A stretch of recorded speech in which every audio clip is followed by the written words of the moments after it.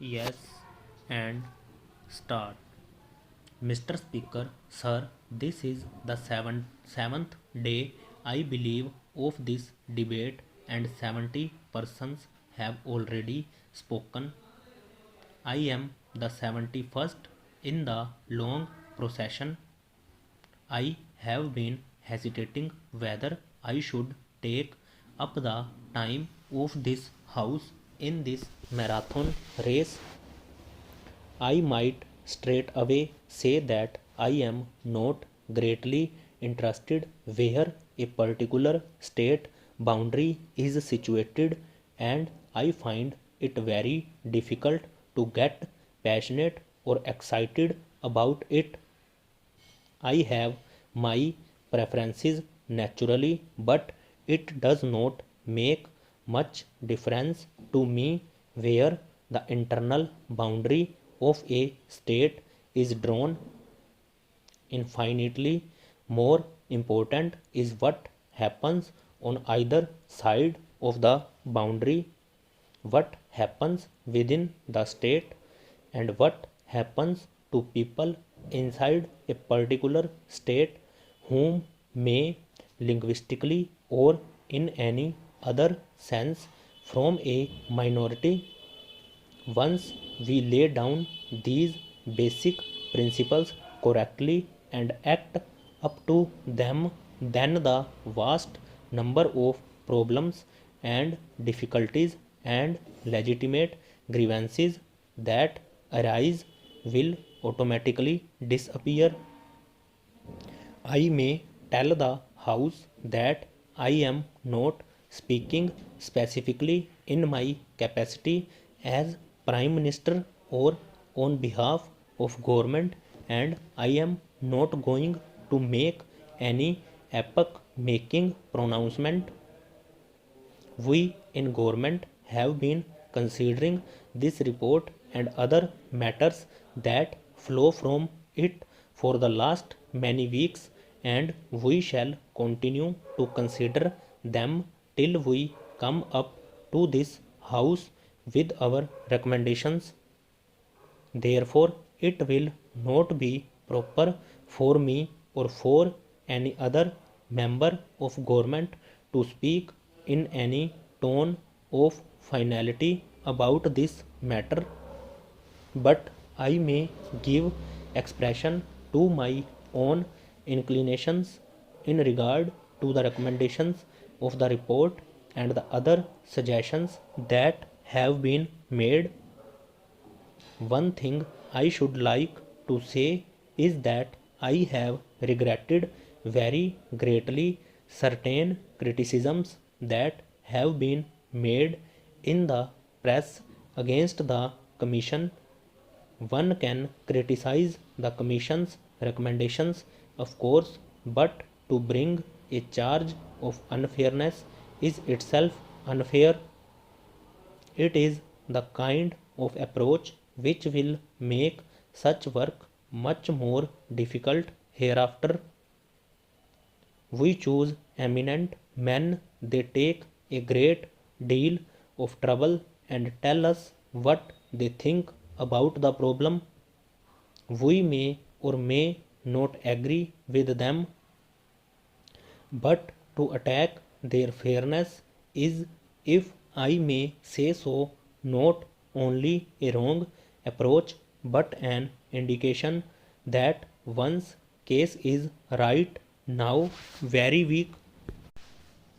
May I also suggest for the consideration of this House that while members here represent their constituencies, they represent something more. Each member is not only a member for this or that area of India, but a member for India as a whole. He represents India, and at no time can he afford to forget this basic fact that India is more than the little corner of India that he represents. This is more necessary when we have to face certain forces which may be called separatist. People's attention is being diverted to local, approaching state and provincial problems, and they are forgetting the larger problems of India. It has been my good fortune and privilege to travel about India a great deal and often to go abroad. I have had that good fortune perhaps more than most members of this house. As a result, I am constantly compelled to think in larger terms, not only in a national terms but in international terms. I see the picture of India in that larger context. Perhaps my travel has upheld me to see events in the true perspective.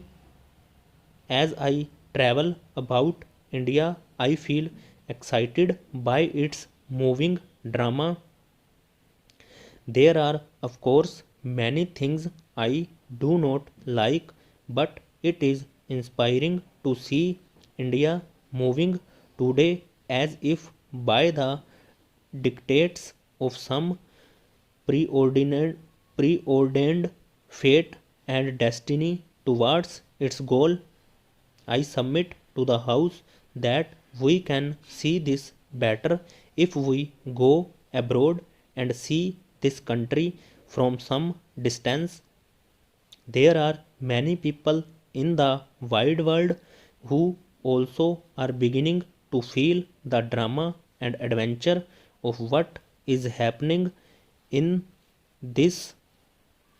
They see how we have got over great problems and great difficulties. It is true that we have been greater problems ahead, but we are judged in the measure in which we have succeeded in the past. We may argue about the boundary of Bihar or Bengal or Odisha. We may regard the question as important, but the word important is a relative word. There may be things which are more important, and we must not lose ourselves in passionate excitement over the boundary of a state. We must take a total view of India. We must, by constitution, convention, or otherwise, guarantee that a person, whether he lives on this side of the border of a state or the other, will have the fullest rights and opportunities of progress according to his own way.